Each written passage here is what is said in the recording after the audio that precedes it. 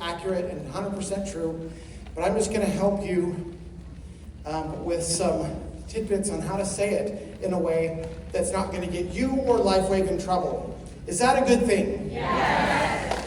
What happens if LifeWave gets in trouble? Let's put it this way. What happens if you get in a lot of trouble? Let's say you put a post out there and the FDA sees it. They come after you, and who else do they come after? They come after us as a company. And then if lawsuits ensue, I mean, it could get ugly, right? Well, I hope that never happens, obviously. And I don't know how often that actually happens, but the point being is, it can happen, and we want to make sure we're doing everything we can to protect yourselves, but also to protect LifeWave, because this is something we believe is going to be a legacy company, something that's going to be around a long time.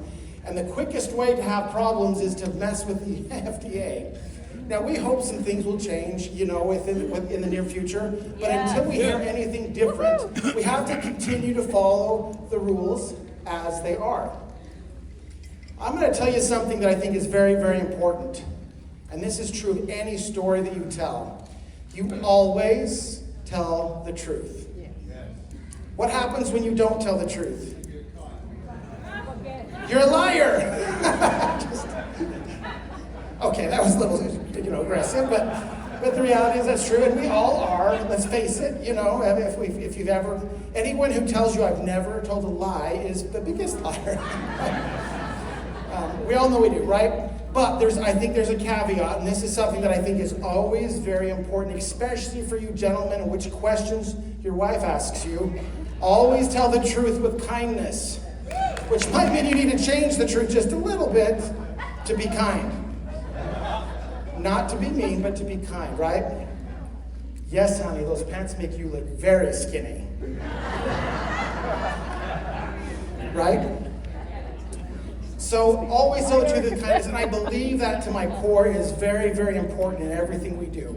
Because if we are a company of integrity and we're always telling exactly what the truth is, we never have to worry about what stories we've told in the past. Is it true or not? I can't remember. I've been telling this story for so long, right? All right. So what is the risk? The termination is certainly part of it. So she just said termination. I was like, yep, that could be. Have we terminated anyone before at LifeWave? Yes, we have. Have we terminated even top leaders at LifeWave? Yes, we have. Do we ever want to? No, of course not. We would never choose to do that unless it was absolutely necessary to protect the company. So the risk, and I think risk is always very, very important. When we take a look at anything in business, everything that you do has a certain level of risk. Coming out of your house every single day comes with a certain level of risk. You have a chance that you die when you walk out your door. Does that mean you should stay home all day? Yes. Of course not. You have to live, but in anything you do in life comes with risk. But we have to understand what that level of risk means.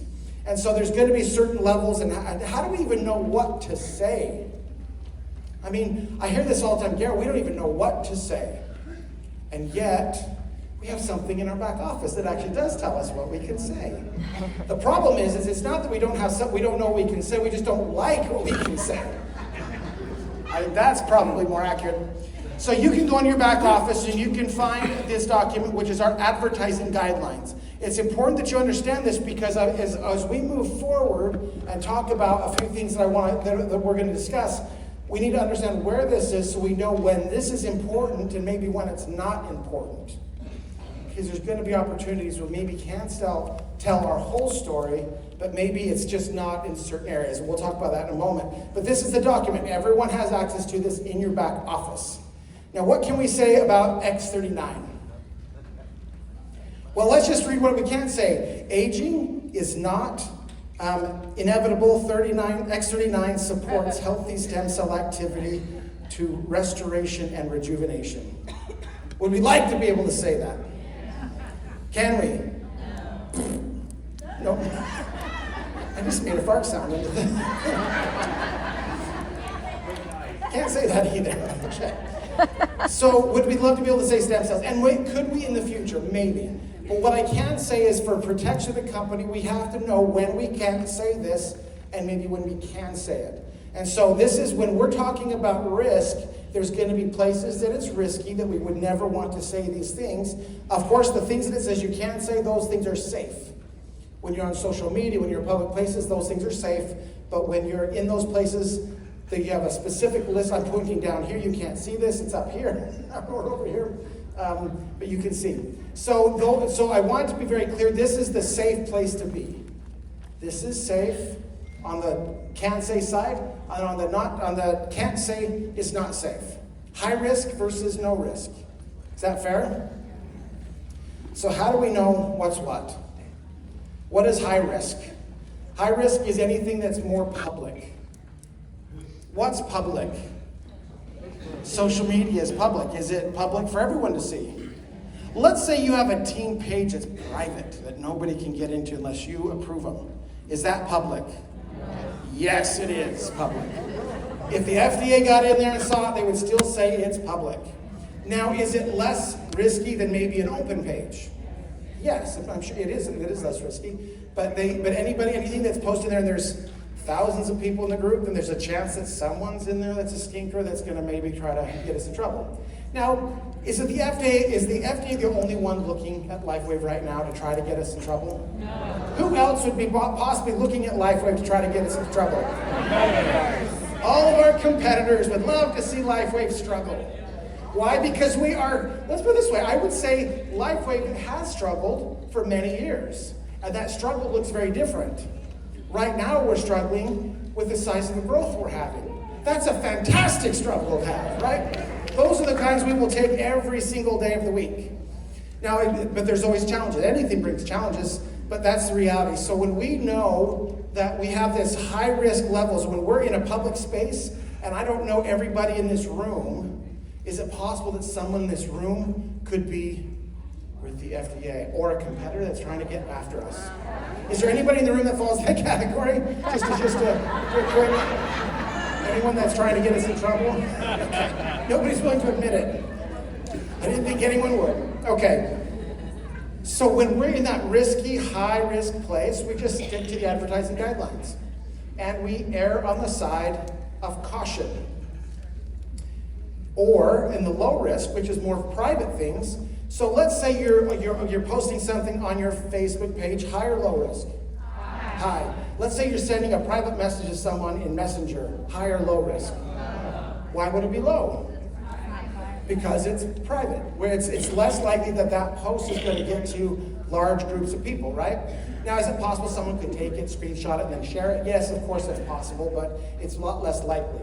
Now, let's say you're in your home, and you invite your mother over, and you're talking to her about LifeWave. What is it, high or low risk? It depends.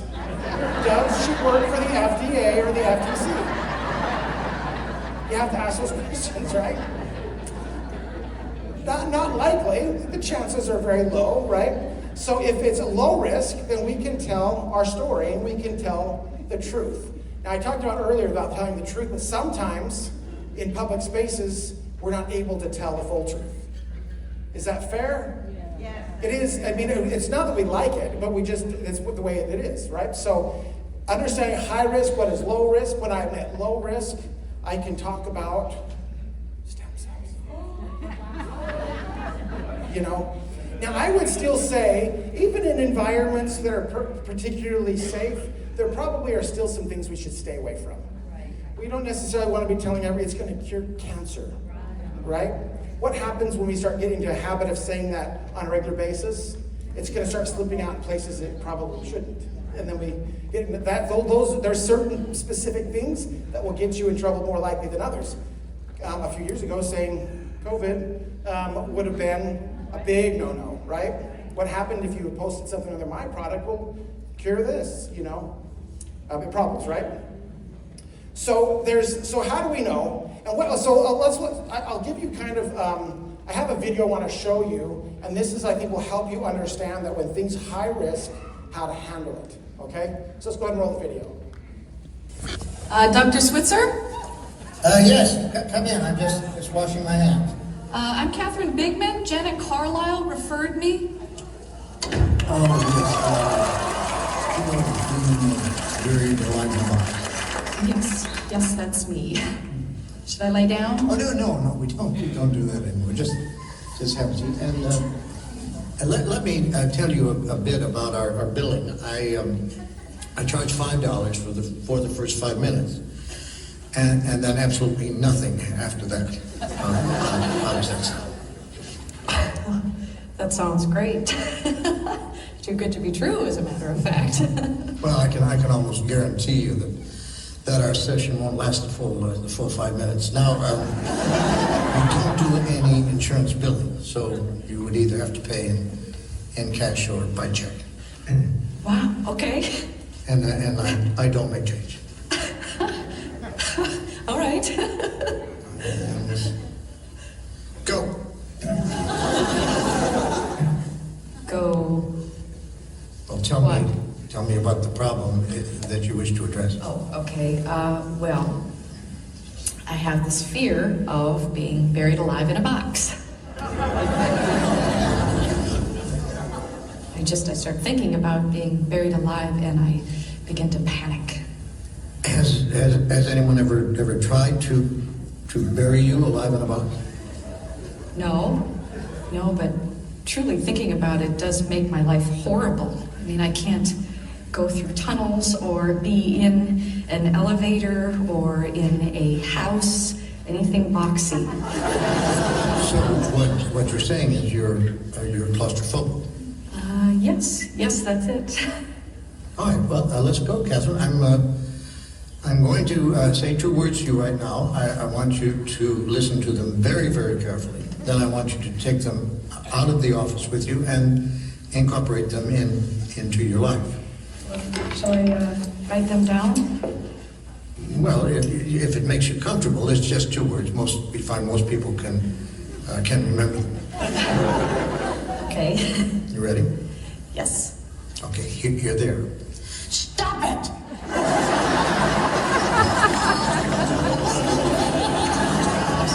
Stop it! Stop it? Yes, S-T-O-P, new word, I-T. So, what are you saying? You know, it's funny. I say 2 simple words, and I cannot tell you the amount of people who say exactly the same thing you're saying. I mean, this is not Yiddish, Catherine. This is English. Stop it. So, I should just stop it. There you go. I mean, you don't want to go through life being scared of being buried alive in a box, do you? I mean, that sounds frightening. Then stop it. I can't. I mean, it's been with me since childhood. No, we don't go there. Just stop. So I should just stop being afraid of being buried alive in a box. You got it. Good go. Well, it's only been 3 minutes, so that will be $3. But I only have a 5, so Well, I don't make change. then I guess I'll take the full 5 minutes. Fine. All right. Well, what other problems would you like to address? I'm bulimic. I stick my fingers down my throat. Stop it. That's unkind. Don't do that. But I'm compelled to. My mom used to call me fatty. No, we don't go there. But I've been having this dream. No, we don't go there either. But my horoscope did say. We definitely don't go there. Just stop it. What else? Well, I have self-destructive relationships with men. Stop it. You want to be with a man, don't you? Yes. Well, then stop it. Don't be such a big baby. I wash my hands a lot. That's all right. I wash my hands all the time. There's a lot of germs out there. Yeah, don't worry about that one. I'm afraid to drive. Well, stop it. How are you going to get around? Get in the car and drive, you you kook. Stop it! You stop it! What's the problem, Catherine? I don't like this. I don't like this therapy at all. You're just telling me to stop it. And you don't like them? No, I don't. So you think we're moving too fast, is that it? Yes. Yes, I do. All right, then let me give you 10 words that I think will clear everything up for you. You want to get a pad and a pencil for this one? Right. Are you ready? Mm-hmm. All right, here are the 10 words. Stop it or I'll bury you alive in a box!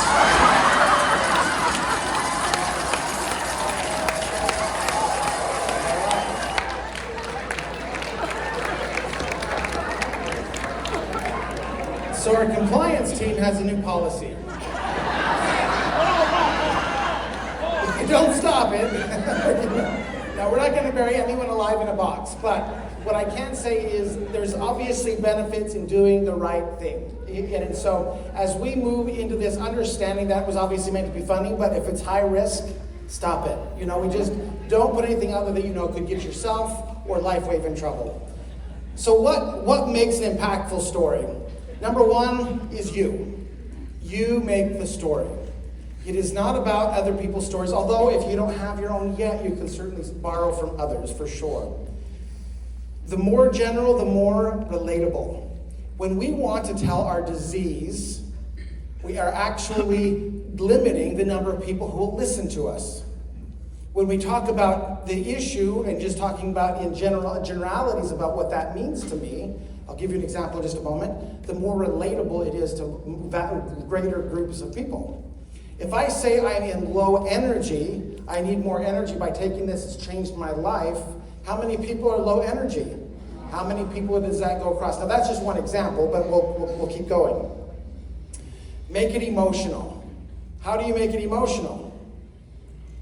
By caring about what you're saying. It's that simple. Now, can we get to a point where we're so used to saying the same thing over and over and over again, we just kind of ramble it off? Does it come across as natural and emotional? And emotional doesn't mean you have to cry every time you say it. That's not the point. You could be excited about it. I mean, excitement tends to get people more excited about buying than crying does, most of the time, maybe. Anyway, and then making some kind of life-changing statement. Because this is my problem, this is where I'm at, and it's changed my life. Is that a compliance problem? No, because I didn't say what it fixed. I just know that my life is so different today than it was before. People can relate to that as well, even though they don't really completely understand what the whole story is. And the more, like as I say, the more general, the better. I'll give you an example. This is a gentleman named Michael Simon, someone I used to work with in Australia. He, in this picture, he has just broken his toe the day before. He knew he had this big event that we were doing in Adelaide, Australia, and he wanted to make sure he's there for his team, but obviously when you break your toe the day before and have to go in for surgery on it, it's going to limit your ability. But he didn't stop, so he shows up, and he had to have that sock on with his flip-flop, and it doesn't look too impressive. And he's sitting on the stage because he has to keep the foot up and everything else. And so he got up to tell his story. Do you think he had people's attention?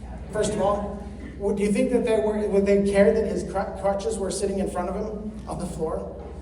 You know, but he wanted to be there for his team, so he was there. And this is the story he told. And this is something that I think has always been fascinating to me because it's a story that most people don't even talk about when they talk about the network marketing industry.